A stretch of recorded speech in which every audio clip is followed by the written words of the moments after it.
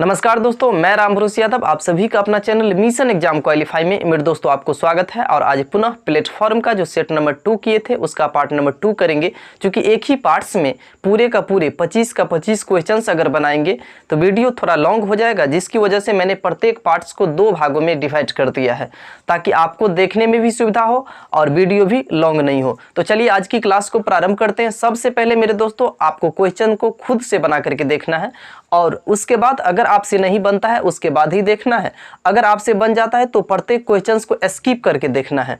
तो चलिए क्लास को प्रारंभ करते हैं। मुझे उम्मीद है कि मैं जो आपको बताऊंगा वो आपको अवश्य समझ में आएगा। अगर समझ में नहीं आता है तो मुझे कमेंट कीजिए। हाँ, चूँकि मैं भी टीचर नहीं हूँ, मैं भी एक स्टूडेंट हूँ। जिस तरह से आप तैयारी करते हैं, अगर कहीं भी मुझसे फॉल्ट हो जाता है तो आप मुझे कमेंट कीजिएगा और मुझे भी सलाह दीजिएगा कि आपको ऐसे करना है। तो चलिए प्रारंभ करते हैं। मुझे उम्मीद है कि मैं जो बताऊंगा आपको अवश्य समझ में आएगा। तो चलिए आज की अगला क्वेश्चन जो कि 88 नंबर क्वेश्चन है।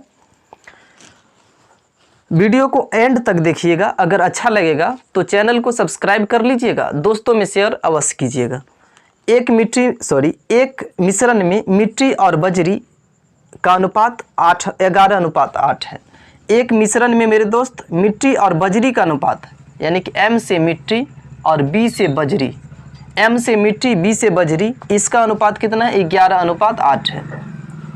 ठीक, जबकि बजरी और सीमेंट का अनुपात 6:7 है। क्वेश्चंस को मेरे दोस्तों समझ लीजिएगा। एक मिश्रण में मिट्टी और बजरी का अनुपात 11:8 है और बजरी और सीमेंट का अनुपात 6:7 है।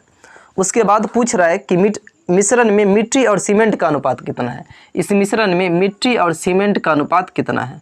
अगर आपसे एग्जाम में इस तरह का क्वेश्चंस आएगा तो मैं ये दावा तो नहीं कर सकता हूँ, लेकिन ये विश्वास ज़रूर दिलाऊंगा कि आपसे क्वेश्चंस नहीं छूटेगा। तो चलिए इसको बताते हैं। देखिए, सब अपने अपने तरीके से बनाते हैं, लेकिन मैं जो बताता हूँ उसको आप थोड़ा गौर से देखिए। देखिए इस दोनों में देखिएगा, दोनों मिश्रण में कॉमन क्या है, यानी कि इस दोनों में कॉमन क्या है? तो बजरी कॉमन है और जो कॉमन है उसको बराबर करना है। जो कॉमन है मेरे दोस्तों उसको बराबर करना है। जैसे ये इसमें 8 है और बजरी इस बजरी में 8 है और इस बजरी में 6 है। इस 8 को कितना से गुना करें और इस 6 को कितना से गुना करें ताकि बराबर हो जाए। तो देखिए मेरे दोस्त, अगर 8 को 3 से गुना करेंगे तो 24 हो जाएगा और 6 को भी 4 से गुना करेंगे तो 24 हो जाएगा। सबसे पहला काम ये करना है कि दोनों रेशियो को आपको बराबर करना है, चाहे जितना से भी गुना करके बराबर हो जाए। अगर 8 को 3 से गुना करेंगे तो बराबर हो जाएगा, अगर 6 को 4 से गुना करेंगे तो बराबर हो जाएगा। और याद ये भी रखना है कि जिससे उसको गुना करके बराबर किए रहेंगे उसके साथ जो अनुपात है उसको भी उसी से गुना करेंगे। जैसे 8 को 3 से गुना किए तो 11 को भी 3 से गुना करेंगे तो कितना हो जाएगा? 11×3 = 33। 6 को 4 से गुना करके 24 किए थे, यानी बराबर करने के लिए 6 को 4 से गुना किए थे, तो 7 को भी कितना से गुना करेंगे? 4 से ही गुना करेंगे तो 7 चौक कितना हो जाएगा? 28 हो जाएगा। पहला काम क्या करना है? सबसे पहले जो कॉमन है उसको कितना से गुना करें ताकि दोनों का दोनों बराबर हो जाए। तो मैंने सोचा 8 को अगर 3 से गुना करेंगे, 6 को 4 से गुना करेंगे तो दोनों 24 हो जाएगा। उसके बाद मैंने बोला जितना से गुना करके आप बराबर किए रहिएगा उसके साथ जो अनुपात आया है उसको भी उतना ही से गुना करना है। अगर 8 को 3 से गुना किए तो 11 को 3 से गुना करेंगे तो 11×3 = 33 हो जाएगा। और 6 को 4 से गुना करके 24 किए हैं तो 7 को 4 से गुना करके 28 करेंगे। क्योंकि जितना से गुना करना पड़ेगा दोनों को, उसके साथ जो आया है अनुपात उसको भी उतना ही से गुना करेंगे। उसके बाद देखिए क्वेश्चन क्या है, मिश्रण में मिट्टी और बजरी का अनुपात क्या है? तो मिश्रण में मिट्टी और क्या दिया हुआ है, मिट्टी और सीमेंट का अनुपात क्या है? तो मिट्टी का कितना आया? 33 और सीमेंट का कितना आया? 28, यानी कि 33:28 है, जो कि आपका ऑप्शन नंबर बी है। मैं उम्मीद करता हूं कि आपको समझ में अवश्य आया होगा। चलिए आज का अगला क्वेश्चन करते हैं। अगर समझाने में किसी भी तरह का त्रुटि होता है तो एक भाई होने के नाते आपको कमेंट अवश्य करना है, और अच्छा लगता है तो शेयर भी करिएगा और सब्सक्राइब भी करिएगा, ताकि प्रत्येक पार्ट्स एग्ज़ाम आते आते ये उम्मीद रखिए कि जितना भी वॉल्यूम अपडेट करेंगे प्रत्येक वॉल्यूम ख़त्म कर देंगे और आपसे एक भी क्वेश्चन एग्जाम में नहीं छूटेगा। देखिए 89 नंबर क्वेश्चंस को लास्ट में बनाएंगे, उससे पहले 90 नंबर को बनाते हैं, क्योंकि 89 नंबर में मुझे खुद को टाइम लग गया था। देखिए सीता पेन की एक निश्चित संख्या 7 रुपया में 8 खरीदती है। सीता पेन की एक निश्चित संख्या 7 रुपया में 8 खरीदती है और 5 रुपया में 6 की दर से बेचती है, तो उसका लाभ या हानि प्रतिशत क्या है। मतलब सीता क्या करती है, 7 रुपया में 8 खरीदती है, यानी कि 7 रुपया में 8 खरीदती है। 8 पेन कितना में खरीदी, 7 रुपया में। 8 पेन कितना में मेरे दोस्त खरीदी, 7 रुपया में। इसका मतलब एक पेन का मूल्य कितना रुपया हो गया, तो 7/8 इतना रुपया हो गया। सोचिए पहला केस में ये दिया हुआ है, फर्स्ट केस में ये दिया हुआ है कि सीता 8 पेन कितने रुपया में खरीदती है, 7 रुपया में। तो अगर 8 पेन का मूल्य अगर 7 रुपया है तो एक पेन का मूल्य कितना हो जाएगा, 7/8 रुपया। उसके बाद देखिए क्या बोलती है वह कि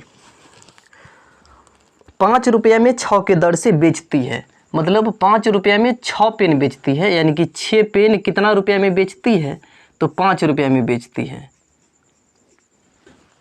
5 रुपया में 6 की दर से बेचती है, यानी कि 6 पेन 5 रुपया में बेचती है, तो एक पेन कितने में बेचती है, इसका मतलब 5/6 रुपया में बेचती है।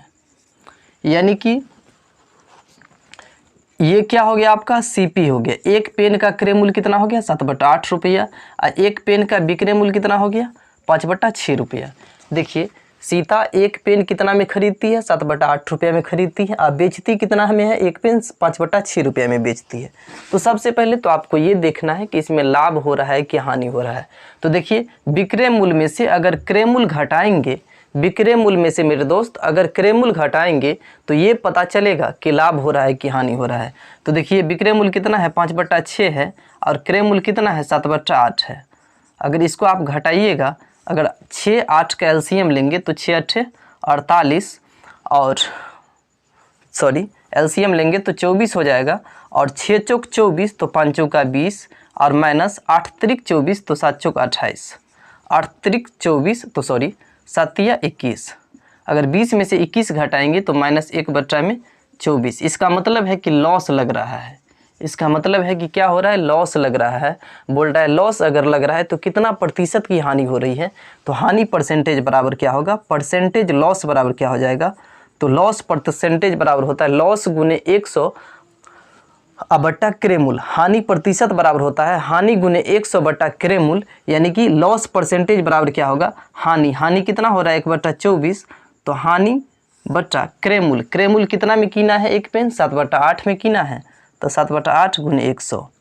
देखिए कीना कितना में, इतना में है, बेचा कितना में है, इतना में है। हानि कितना हो रहा है, 1/24 माइनस में आया, इसका मतलब हानि हो रहा है। तो हानि परसेंटेज ज्ञात करना है, तो हानि परसेंटेज होता है हानि बट्टा क्रय मूल्य और गुने 100। अब यहाँ पर आप हल कीजिए तो बाहर और अंदर गुना करना है आपको। बाहर अंदर गुना करेंगे तो 1 को अगर 8 से गुना करेंगे, बाहर 1 और 8 बाहर है तो 1 को 8 से गुना करेंगे, अब बट्टा 24 गुने 7, आगे गुना 100। अब इसको काटिएगा आप, ये 24 है, अब इसको काटिएगा, 8 × 8 8 त्रिक 24, तो कितना हो जाएगा आपको 100, अब बट्टा में ये आ गया आपको 7 या 21, 100/21। अब 100/21 में ये तो ऐसा, हाँ 100/21% आपका ऑप्शन नंबर बी दिया हुआ है। मुझे आशा है कि आपको समझ में आया होगा। देखिए इसमें लाभ भी दिया हुआ है, हानि भी दिया हुआ है, मतलब दिया हुआ है क्वेश्चंस में बोल रहा है कि उसका लाभ या हानि प्रतिशत ज्ञात करना है। यहाँ पर क्या हो रहा है, लॉस हो रहा है, यानी कि हानि हो रहा है। हानि कितना प्रतिशत हो रहा है, 100/21% हो रहा है। तो मुझे उम्मीद है कि आपको ये भी समझ में आया होगा। चलिए आज का अगला यानी 91 नंबर क्वेश्चंस।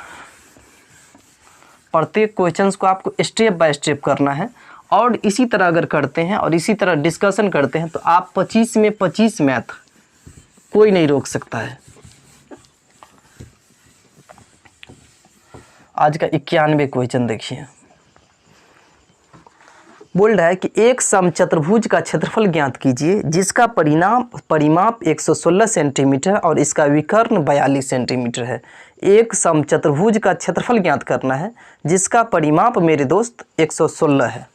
यानी कि समझ लीजिए ये क्या है, समचतुर्भुज है। ये क्या है, समचतुर्भुज है, ए बी सी और डी। ये क्या है, समचतुर्भुज है।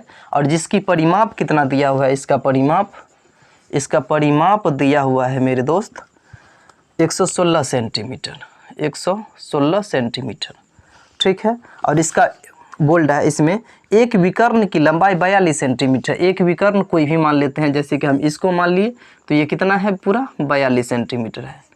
क्वेश्चंस को ठीक से अगर आप समझिएगा तो गलती नहीं हो सकता है। क्वेश्चंस ये है, एक समचतुर्भुज का क्षेत्रफल ज्ञात करना है जिसका परिमाप कितना है 116 सेंटीमीटर और एक विकर्ण क्या है 42 सेंटीमीटर। तो आपको तो ये याद रखना है समचतुर्भुज का क्षेत्रफल क्या होता है। तो याद रखिएगा, समचतुर्भुज का जो क्षेत्रफल होता है, समचतुर्भुज का क्षेत्रफल जो होता है 1/2 गुने दोनों विकर्णों का गुणनफल, मतलब विकर्णों का गुणनफल, विकर्णों का गुणनफल।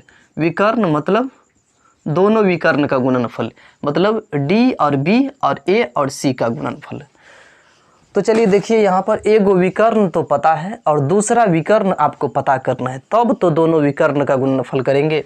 तो देखिए, इस समचतुर्भुज का मेरे दोस्त क्या दिया हुआ है कि परिमाप दिया हुआ है 116 सेंटीमीटर। जब ये समचतुर्भुज है तो इसका मतलब क्या है कि समचतुर्भुज यानी कि प्रत्येक भुजा बराबर, यानी कि चारों भुजा अगर बराबर है और अगर इसका परिमाप 116 सेंटीमीटर है तो जितनी लंबाई इसका होगा उतनी लंबाई इसका होगा, उतनी ही लंबाई इसका होगा, उतनी ही लंबाई इसका होगा। इसका मतलब इसका भुजा कितना हो जाएगा, तो 116 को क्या करेंगे 4 से भाग देंगे, चूँकि 4 बराबर भुजा होगा, बराबर बराबर, तो 116 को अगर 4 से आप भाग दीजिएगा तो 4 दूना 8 और 4 नमा 36, यानी कि कितना सेंटीमीटर आ जाएगा 29 सेंटीमीटर आ जाएगा। यानी कि इसकी एक भुजा कितना आ गया मेरे दोस्त 29 सेंटीमीटर।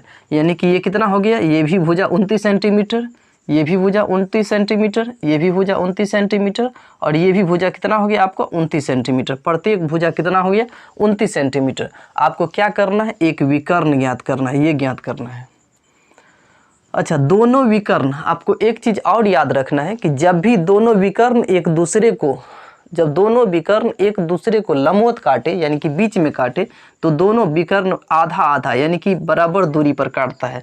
अगर यहाँ से यहाँ तक अगर मेरे दोस्त 42 अगर यहाँ से यहाँ तक अगर 42 है ये पूरा विकर्ण, तो बी से इसको केंद्र ओ मान लिए, तो बी और ओ के बीच की दूरी कितना हो जाएगा 21 हो जाएगा। ये कितना हो गया 21 हो गया।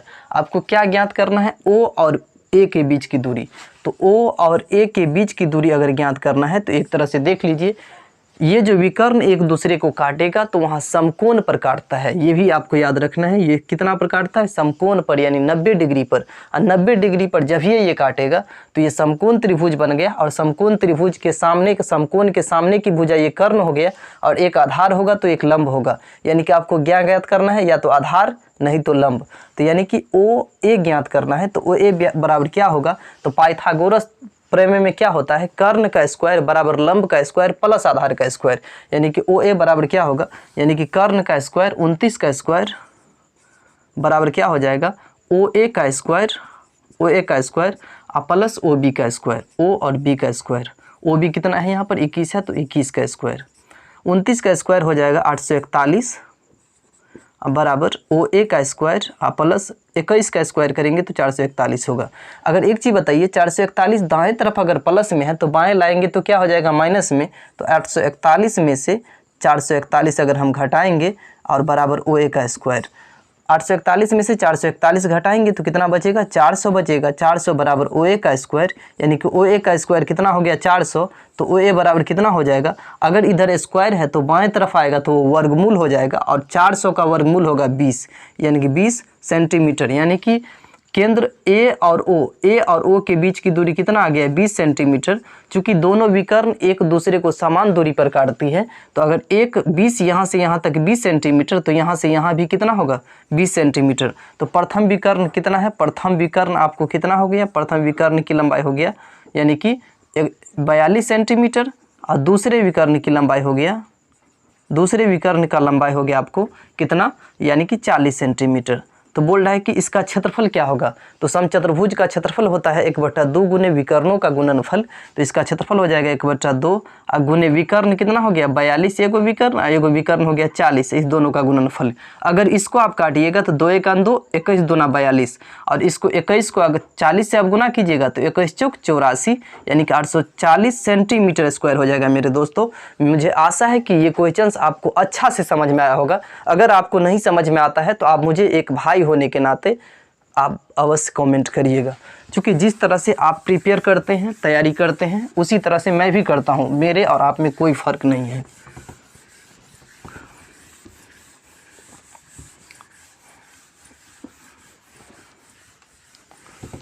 चलिए आज का अगला क्वेश्चंस को देखते हैं।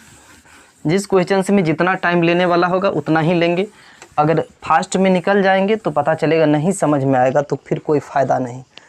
आगे देखिए, समीकरण 92 नंबर है, 92 नंबर दिया हुआ है। समीकरण 6p स्क्वायर माइनस 5p और माइनस 6 बराबर 0 का मूल्य ज्ञात करना है। मूल्य, ये 10वीं का क्वेश्चन है। इसमें क्या ज्ञात करना है मेरे दोस्त? मूल्य ज्ञात करना है। जब भी आपको मूल्य ज्ञात करने के लिए दे या शून्य ज्ञात करने के लिए दे तो क्या करना है आप देखिए। p का स्क्वायर जितना होगा और अचर पद जितना होगा। p का स्क्वायर कितना है मेरे दोस्त? 6 है और अचर पद कितना है? ये -6 है। शून्य निकालने के लिए बोले या मूल्य निकालने के लिए बोले, बात बराबर पड़ेगा। करना क्या आपको? p का स्क्वायर कितना है? 6 है और अचर पद कितना है? -6 है। इस दोनों को गुना करके लिखेंगे। अगर 6 को -6 से गुना करेंगे तो कितना हो जाएगा? -36 हो जाएगा। ठीक। और उसके बाद सेकंड काम क्या करना है? बीच वाला जो है p का गुणांक क्या है? तो p का गुणांक क्या है? -5 है। जब भी आपको शून्य या मूल्य ज्ञात करने के लिए बोलेगा तो क्या करना है? p का स्क्वायर या अगर x रहेगा तो x स्क्वायर और अचर पद को गुना करके लिखना है, और बीच में फिर x का गुणांक रहे या p रहे तो p का गुणांक को लिखना है। मतलब 6 को और -6 को गुना किए तो 36 हुआ और ये p का गुणांक कितना है? -5। अब उसके बाद क्या सोचना है कि कौन सी दो ऐसी संख्या लें, कौन सी दो ऐसी संख्या लें जिसको गुना करेंगे तो माइनस में 36 होना चाहिए और जोड़ेंगे तो माइनस में 5 होना चाहिए। कौन सी दो ऐसी संख्या ले जिसको गुना करेंगे तो माइनस में 36 होना चाहिए और जोड़ेंगे तो माइनस में 5 होना चाहिए। तो देखिए कौन सा संख्या ले, तो 9 और 4 एक ऐसी संख्या है मेरे दोस्त जिसको गुना करेंगे तो 36 तो होगा, लेकिन इस दोनों को जोड़ेंगे तो 9 4 13 हो जाएगा। लेकिन हाँ, इसी में माइनस प्लस करके लेंगे। एग्जाम्पल के तौर पर -9 और +4, तो -9 को अगर 4 से गुना करेंगे तो 9 चौक 36, 9 के पीछे माइनस है, 4 के पीछे प्लस है, तो माइनस को अगर प्लस से गुना करेंगे तो माइनस का 36, यानी -9 को 4 से गुना करेंगे तो -36 होगा। और -9 में अगर -9 में 4 ऐड करेंगे तो कितना हो जाएगा? -5 हो जाएगा। आपको समझ में आया होगा।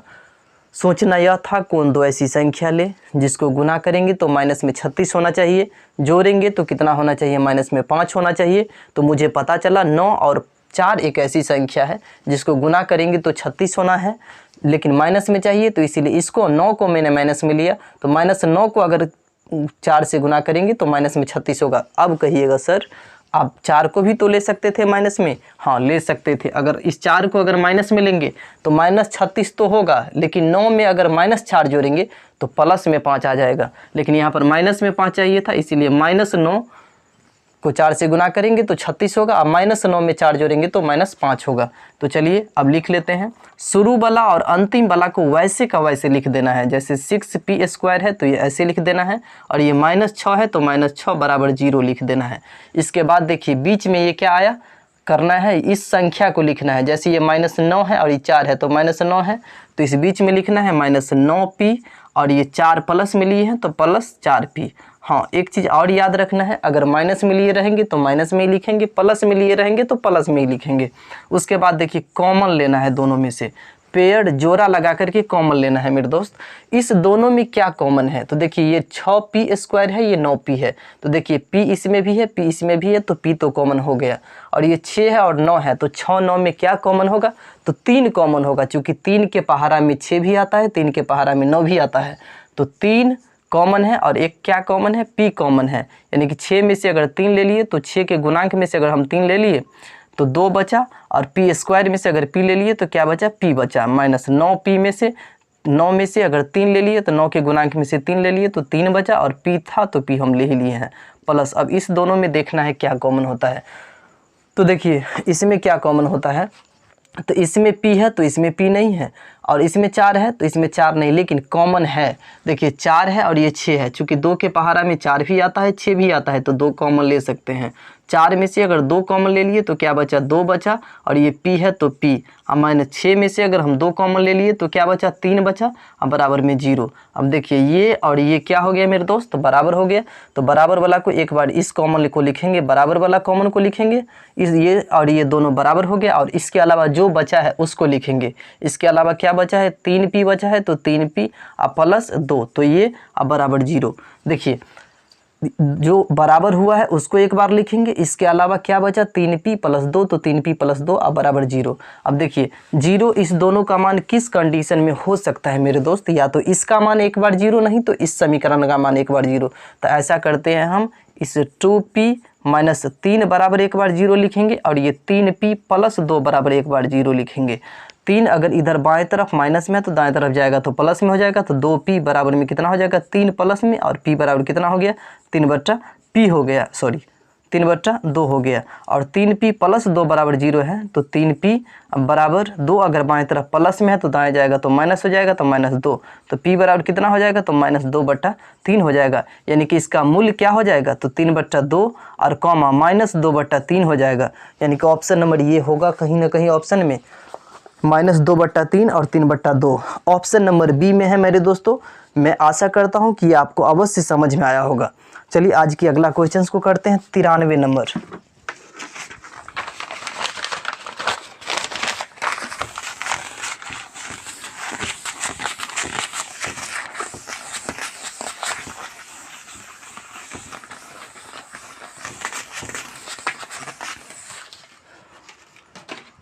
तिरानवे नंबर अगर आप ठीक से देखिएगा तो बहुत ही आसान है और गौर से केवल देखना है।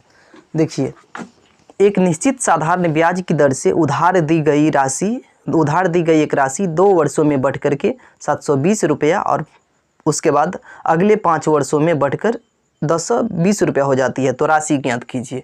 क्वेश्चंस को थोड़ा गौर से समझिएगा।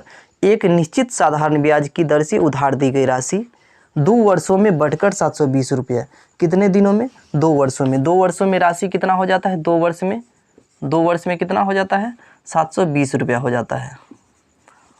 2 वर्ष में राशि कितना हो जाता है, 720 रुपया, और उसके अगले 5 वर्षों में, गौर से देखिएगा, 2 साल में कितना हो जाता है, 720 रुपया, और उसके अगले 5 साल में, मतलब ये कितना हो गया, 7 वर्ष में। 2 साल तो पहले था, तो 7 वर्ष में ये कितना हो जाता है, ये 1020 रुपया हो जाता है, 1020 रुपया हो जाता है। ठीक, तो राशि ज्ञात कीजिए। क्वेश्चन था मेरे दोस्त, साधारण ब्याज पर दी गई कोई राशि 2 वर्षों में 720 रुपया और 7 वर्षों में कितना हो जाता है, 1020 रुपया।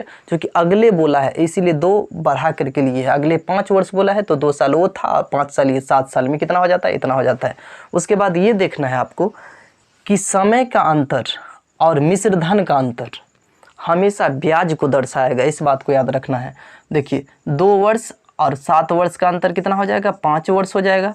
2 वर्ष और 7 वर्ष का अंतर कितना हो गया, 5 वर्ष हो गया। और उसके बाद देखिए रुपया में मिश्र धन में अंतर कितना हो रहा है, तो 1020 में से 720 अगर घटाइएगा आप तो कितना का अंतर आता है, तो 003 कितना हो गया ये मेरे दोस्त, 300 रुपया का हो गया, यानी कि 500 रुपया। देखिए समय का अंतर और मिश्र धन का अंतर हमेशा ब्याज को दर्शाएगा। समय का अंतर और मिश्र धन का अंतर हमेशा ब्याज को दर्शाएगा। इसका मतलब है कि 5 वर्षों का ब्याज कितना रुपया आ रहा है, 300 रुपया आ रहा है। क्वेश्चन था 2 वर्षों में इतना रुपया हो जाता है, अगले 5 वर्ष, तो 2 वर्ष वो था और 5 वर्ष ये, यानी कि 7 वर्ष में कितना हो गया, ये हो गया। उसके बाद आपको याद रखना है कि समय का अंतर और मिश्र धन के अंतर ब्याज को दर्शाएगा, यानी कि 5 वर्षों का ब्याज कितना हो गया, 300 रुपया हो गया। तो 5 साल का ब्याज 300 रुपया हुआ, तो 1 वर्ष का ब्याज कितना हो जाएगा मेरे दोस्तों, तो 300 बट्टा में 5 काटिएगा इसको, 5 छक 30 यानी कि 60 रुपया, यानी कि 1 वर्ष का ब्याज कितना रुपया हो गया, 60 रुपया हो गया। अब आगे देखिए यहाँ पर क्या कहता है, तो बोल रहा है कि राशि ज्ञात कीजिए। एक चीज़ बताइए, 2 वर्ष में 720 रुपया है, 2 वर्ष में 720 रुपया है, लेकिन मुझे पता है कि 1 साल का ब्याज कितना है, 60 रुपया है। दोनों डाटा में से कोई एक लेकर के बनाइएगा तो उत्तर आपको सेम मिलेगा। 2 साल में ब्याज कितना है, 720 रुपया है। इसका मतलब 1 साल का ब्याज 2 साल का मिश्र धन कितना है, 720 रुपया है। इस 720 रुपया में मिश्र धन में मूल ब्याज भी शामिल है। तो 1 वर्ष का ब्याज कितना है, 60 रुपया है। तो 2 वर्ष का ब्याज कितना हो जाएगा, तो 60 गुने 2 यानी कि 120 रुपया हो जाएगा। तो 2 वर्ष का ब्याज कितना हो गया, 120 रुपया। तो मूलधन कितना हो जाएगा मेरे दोस्तों, कितना रुपया, तो वो राशि कितना हो जाएगा, 2 साल में 720 रुपया हो जाता है, जिसमें 720 में 120 ब्याजें शामिल है। तो 720 में से अगर आप 120 अगर आप घटाइएगा तो कितना आएगा, यानी कि 600 रुपया होगा, जो कि कितना रुपया है, मिश्र धन है, मूलधन है।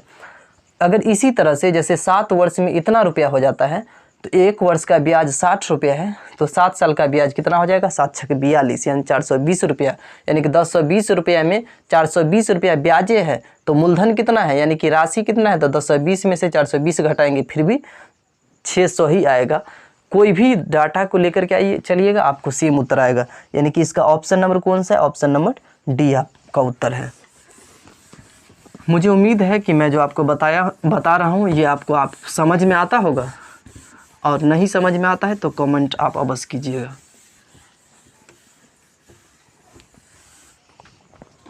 93 के बाद अगला 94 नंबर, बहुत ही ज़्यादा इम्पोर्टेंट क्वेश्चन है। यमन ने किसी वस्तु को 10% नुकसान पर बेचा, यदि उसे 75 रुपया में ज़्यादा में बेचा होता तो 25% लाभ होता। क्वेश्चंस में देखिए मेरे दोस्तों, यमन 10% लॉस पर बेच रहा है। सबको ट्रिक से बनाना है। अमन क्या करता है, 10% लॉस पर बेच रहा है। यदि 57 रुपया ज़्यादा में बेचता तो उसे 20% का लाभ होता, 20% का प्रॉफिट होता। ठीक, क्वेश्चंस है, अमन 10% लॉस पर बेच रहा है, यदि वो 57 रुपया ज़्यादा में बेचता तो कितना का लाभ होता, 20% का लाभ होता।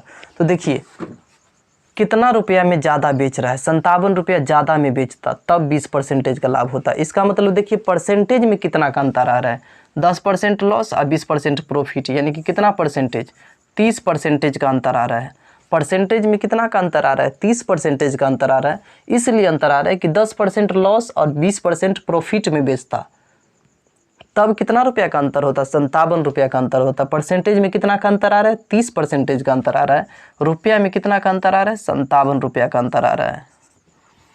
तो 30% का मान कितना हो गया, 57 रुपया। तो 100% का मान कितना होगा, तो 57/30 गुने 100। अगर इसको काटिएगा तो 0 से 0 और 19 तिया 57, यानी कि 19 दाहिने के 190 आया, जो कि इसका क्या हुआ, क्रय मूल्य हो गया। अब इसका क्या हो गया ये मेरे दोस्त, क्रय मूल्य निकल करके आ गया 190 रुपया। क्या निकल करके आया, क्रय मूल्य निकल करके आया यहाँ पर। अब बोल रहा है कि 30% लाभ के लिए इसे कितना में बेचना चाहिए। अब क्रय मूल्य कितना निकल करके आ गया, 190 रुपया आ गया। 30% लाभ के लिए इसे कितना में बेचना चाहिए। तो करना क्या है, 30% का होल वैल्यू निकालना है, 30% का। तो 30% का होल वैल्यू निकालने के लिए क्या करना है, आपको परसेंटेज को हटाएंगे तो 30 अब बट्टा में 100 हो जाएगा। नियम है परसेंटेज को हटाइएगा तो बट्टा में क्या हो जाएगा, 100 हो जाएगा। ये 0 से सबसे पहले परसेंटेज को मैंने भिन्न में बदला, परसेंटेज को मैंने भिन्न में बदला तो क्या बचा, 3/10 आया। उसके बाद क्या कह रहा है, लाभ हो रहा है। लाभ मतलब ऊपर जोड़ करके नीचे जैसे का तैसे लिखना है, यानी कि नीचे 10 है ऊपर 3 है, तो 10 और 3 कितना हो जाएगा, 13 अब बट्टा में 10। पहला लाभ है हो रहा है, परसेंटेज को भिन्न में बदला तो 3/10 आया, और 3/10 लाभ हुआ तो ऊपर जोड़ करके नीचे जैसे का तैसे लिखा। अगर हानि होता तो ऊपर घटा कर, लेकिन नीचे का जैसे का तैसे लिखता। यानी कि 190 रुपया का कोई वस्तु है, अगर उसको 30% लाभ यानी कि 13/10 पर में बेचेंगे तो कितना हो जाएगा, ये 0 से ये 0 कट गया, यानी कि 19 को 13 से गुना करेंगे तो 19 तिया 57 का 7 हासिल बचा 5, 19 का 19 5 24, यानी कितना आ रहा है, 247 रुपया आ रहा है। मतलब 247 रुपया में बेचना चाहिए, जो कि आपका ऑप्शन नंबर ए है। मैं आशा करता हूँ कि आपको समझ में आया होगा। अगर अच्छा लग रहा होगा तो चैनल को सब्सक्राइब भी कर लीजिएगा और दोस्तों में शेयर कीजिएगा, लाइक कीजिएगा। 94 के बाद देखिए 95 नंबर क्वेश्चन।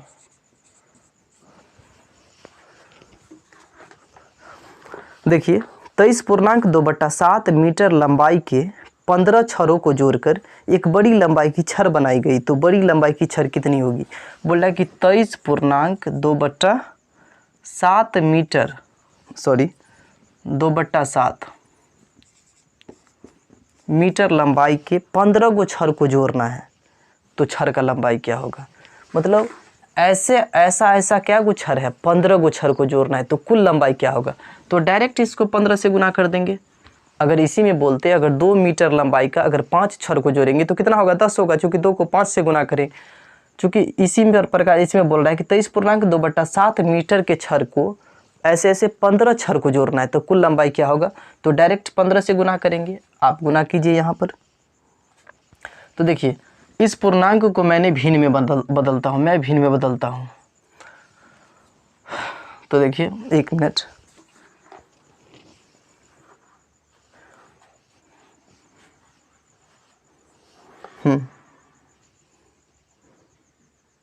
ठीक है, पूर्णांक को भिन्न में बदलता हूँ। तो 23 को 7 से गुना करेंगे, तो देखिए 23 को अगर हम 7 से गुना करेंगे तो 3 7 21, 2 7 14, इसमें का 2 14 15 16, और ऊपर का जो शेष है उसको जोड़ेंगे तो कितना आ गया? 163। 163 बटा ये 7 हो गया गुने 15। अब 163 को 15 से गुना करेंगे, तो 163 को अगर हम 15 से गुना करेंगे तो 3 पंचे 15 और 6 पंचे 30, 1 1 30 का 1 3, 1 पंचे 5 और इसमें का 3, तो 5 3 8 और 3 1 3, 6 1 6, 1 1 1 जोड़ेंगे तो 5 3 1 4, 8 6 14, 1 1 2, कितना हो गया? 2445 हो गया। अब बटा में 7 हो गया। अब 2445 को आंसर जो दिया हुआ है भिन्न में बदल करके दिया हुआ है, तो 2445 को मेरे दोस्त क्या करना है? 2445 को 7 से अगर भाग देंगे तो 7 या 21, 4 में से गया तो 3 कट गया, 4 7 चौक 28, 14 में से 8 गया तो 6 कट गया, अगला अंक उतारेंगे 5 और 7 8 56, 7 9 63, कितना बचा शेष? 2। अब देखिए यहाँ पर देखिए आप कितना आ रहा है? 349 पूर्णांक, यानी कि बट्टा में कितना है? 7 और शेषफल कितना आ रहा है? 2, यानी कि 349.2/7, यानी कि भागफल जो आया यहाँ पर लिखे, शेषफल जो बचा ऊपर लिखे और जो भाजक है वो नीचे लिखे। 349.2/7 जो कि आपका ऑप्शन नंबर कितना है? सी है, जो कि आपका ऑप्शन नंबर सी है। हाँ, अगर 23 को डायरेक्ट 15 से भी गुना करेंगे तो नहीं, 23 को अगर डायरेक्ट 15 से भी गुना करेंगे तो नहीं आएगा, तो ऐसे ही आपको करना है। चलिए आज का अगला क्वेश्चन।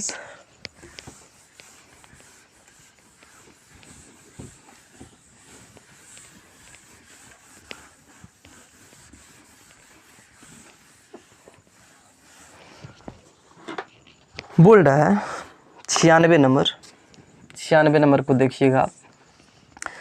इनमें से कौन सा सही है? इसमें बोल रहा है कौन सही है, तो देखिए ऑप्शन नंबर ए दिया हुआ है मेरे दोस्त 29/6 अब बराबर में 53/12।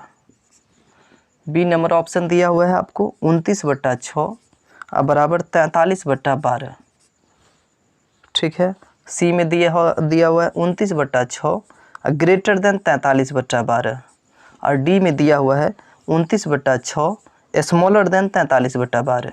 इसमें बोल रहा है कि कंपेयर करके आपको बताना है कि कौन सा सही है, बराबर है। देखिए इसमें देखते हैं दोनों के बाद दोनों बराबर है कि नहीं। तो 29 को 6 से काटते हैं तो 6 चौक 24 पॉइंट, कितना बचा? 5 0 पॉइंट लिखे बाद 0, 5 0, 6 7 42, 6 8 48, 2 0 और 2 0 तो 6 3 18। इसको काटेंगे, हम काट करके देखते हैं। 12 चौक 48 पॉइंट 48, 5 और 48 5 53 होता है 5 और पॉइंट के बजाय 0 तो 5 0, तो फिर 12 चौक 48 ये नहीं हो रहा है। इसको चेक करके देखते हैं। देखिए 6 चौक 24, 5 24 5 29 5 0 6 8 48, यानी कि कितना आएगा? इतना ही आएगा, क्योंकि 29/6 था तो इतना ही हुआ। इसको भाग दे करके देखते हैं तो 12 3 36, 12 चौक 48 ज़्यादा हो जाता है तो 12 3 पॉइंट में आएगा, ये भी नहीं बराबर हो रहा है। इसको देखिए 29/6 कितना आ रहा है? 4.83 आया है।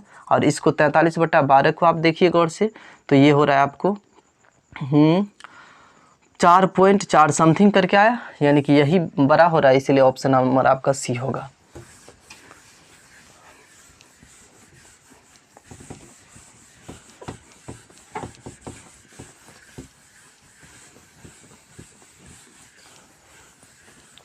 आज का अगला क्वेश्चन देखिए, यानी कि 0.9 का वर्गमूल क्या किसके बराबर होगा। परीक्षा में इस सवाल को भूल करके भी गलती नहीं करना है। इसमें दिया हुआ है 0.9 का वर्गमूल आपको करना है। परीक्षा में अगर आपको ऐसा क्वेश्चंस पूछेगा तो गलती होने की मैक्सिमम चांसेज रहता है। स्टूडेंट सोचता है 9 है तो 9 का वर्गमूल करके 3 दे दे हो जाएगा, नहीं, बिल्कुल गलत बात है। ये 9 है ना मेरे दोस्त, तो करना क्या है, ये 0.9 है तो 9 रहने दीजिए आप, ठीक है। और पेयर करना है, पेयर लगा देना है 0 0 का पेयर। क्या अंक तक दिया हुआ है, 2-3 अंक तक दिया हुआ है तो 2 पेयर कर लेते हैं। चलिए ठीक है, यहाँ पर 0 दे देते हैं पहले। अब सोचना है, अभी 0 से कोई मतलब नहीं, इस 90 पर आपको फोकस करना है। कौन सी ऐसी संख्या ले जिसको उसी से गुना करेंगे तो या तो 90 हो, नहीं तो उससे ठीक हो, कम हो। तो 9 और 9 एक ऐसी संख्या है 9, जिसको 9 को 9 से ही अगर गुना करेंगे तो 9 9 81 होगा। 9 के बजाय अगर 10 ले लेंगे तो 10 को 10 से गुना करेंगे तो 100 हो जाएगा, जो कि ज़्यादा हो जाएगा। तो यानी कि कितना लेंगे, 9 लेंगे, तो यहाँ भी 9 लेंगे, तो यहाँ 9 लेंगे तो 9 9 18 हो गया, 9 9 81। अब घटाएंगे, 10 में से 1 गया तो 9 कट गया, एक साथ दोनों का दोनों आएगा। उसके बाद देखिए 1 8 हो गया। 18 के ऊपर क्या लिखें, 18 के ऊपर मेरे दोस्तों क्या लिखें ताकि उसको उसी से गुना करेंगे तो या तो 900 हो, नहीं तो उससे ठीक कम हो। तो देखिए अगर 18 के ऊपर अगर हम 5 लिखते हैं और उसको उसी यानी कि 5 से ही गुना करेंगे तो 5 25 कितना, 2 8 5 40 2 42 और 1 5 5 4 9, जो कि कितना हो जाता है 925 हो जाता है, जो कि 900 से ज़्यादा है। यानी कि 18 के ऊपर अगर 4 लेंगे, उसको 4 से ही गुना करेंगे तो 4 चौका 16, 8 चौक 32, इसमें का 1 तो 33 का 3 3 और 1 चौका 4 3 7, कितना आया 3 736 आया। यानी कि हम कितना ले सकते हैं, यहाँ भी 4 लेंगे तो याद रखना है, यहाँ भी 4 लेना है, तो आया कितना 736 आया। और यहाँ 4 जोड़ना है तो कितना हो जाएगा, 4 4 8 और 8 188 हुआ। इसको क्या करना है, घटाना है। 10 में से 6 गया तो 4, 9 में से 3 गया तो 6 और 1।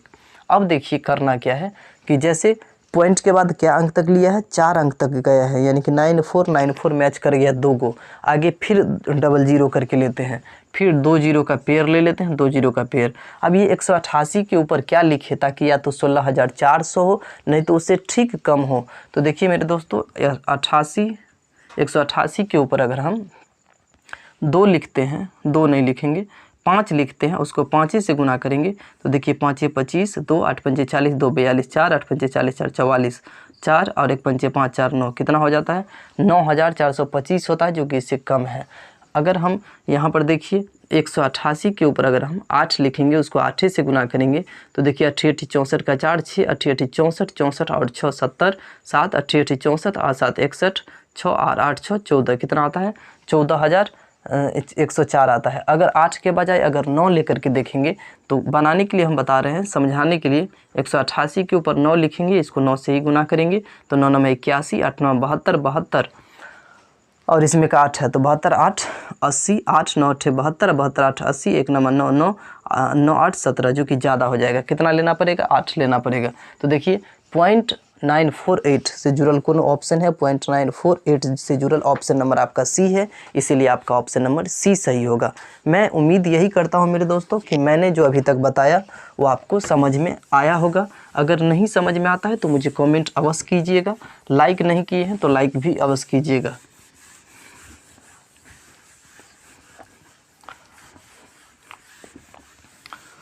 उसके बाद देखिए अगला क्वेश्चंस, यानी कि कितना नंबर है, 98 नंबर है।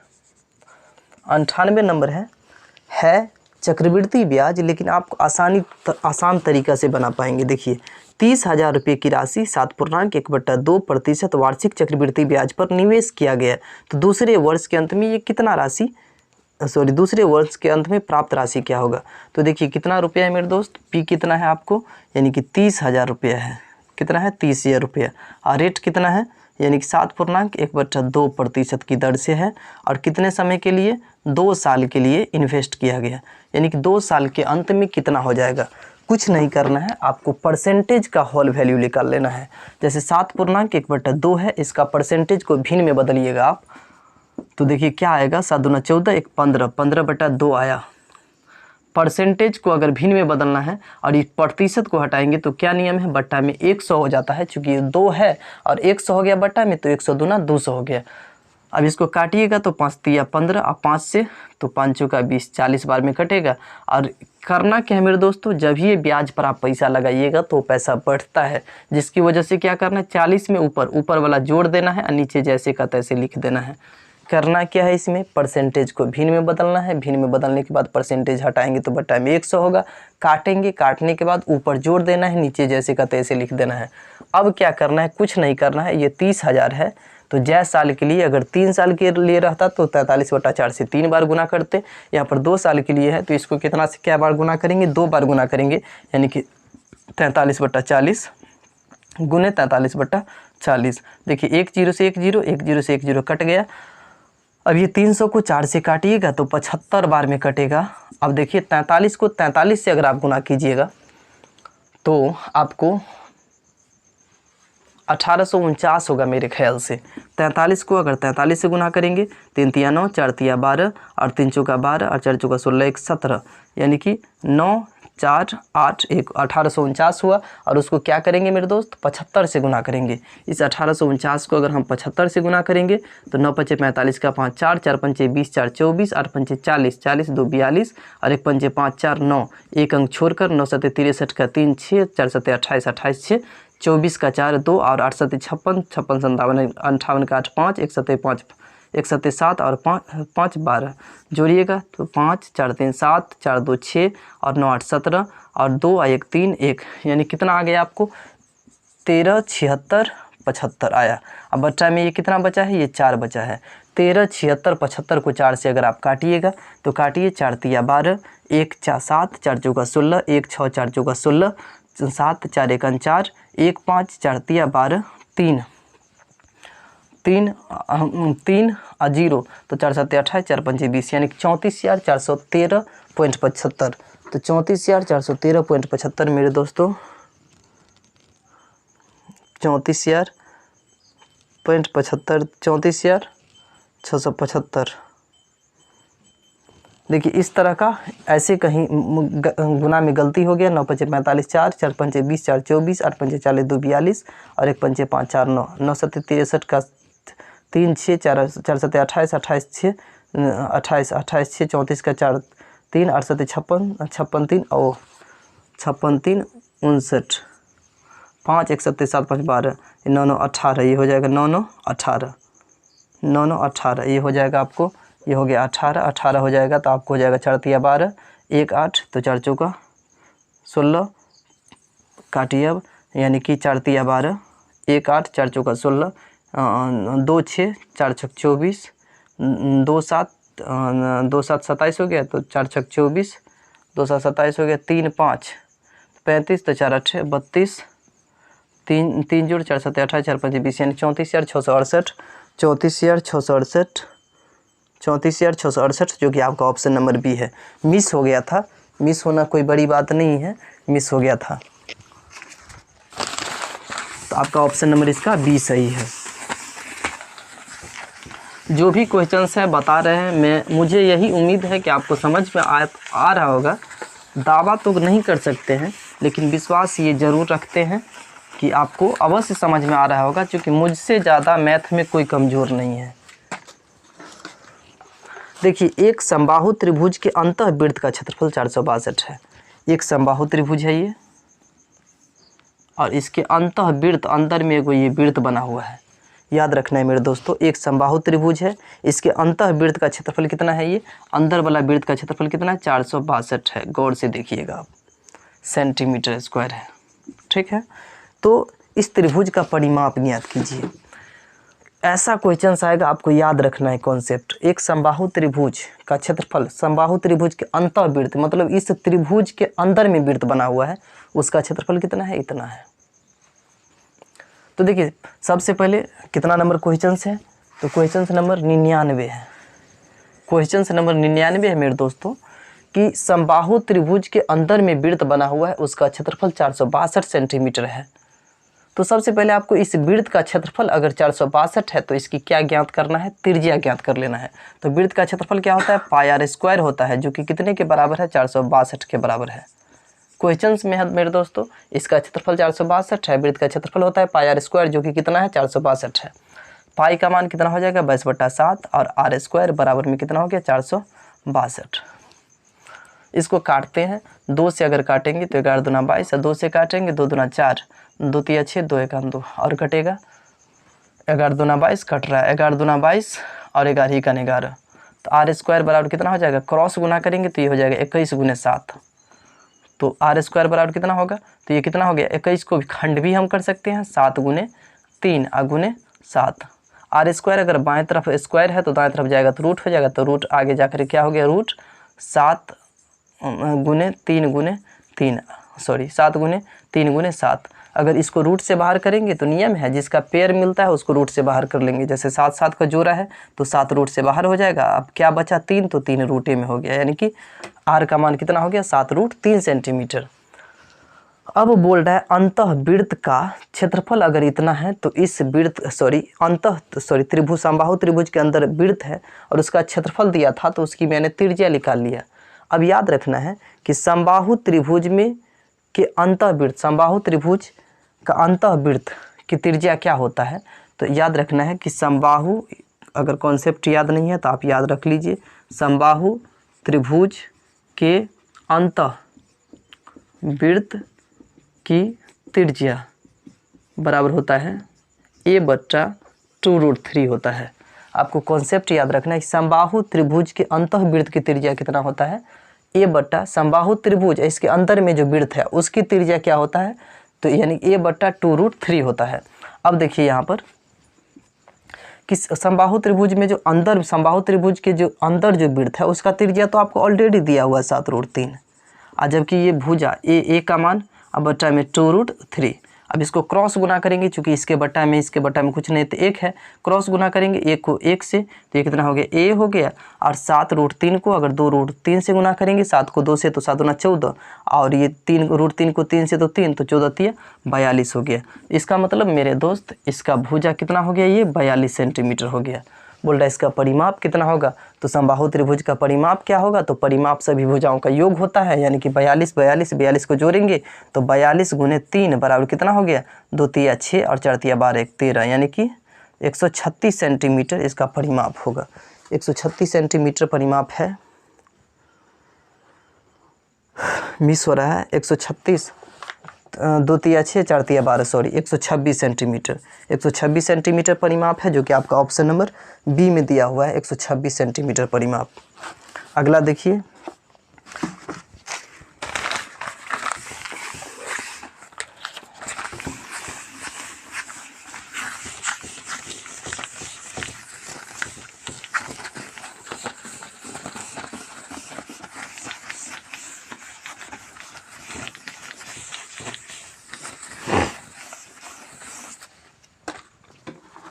एक 100 नंबर, बिल्कुल ही लाजवाब क्वेश्चन है। दिए गए क्रम में 20वां पद क्या होगा, देखिए इसमें दिया हुआ है -50, -47, -44।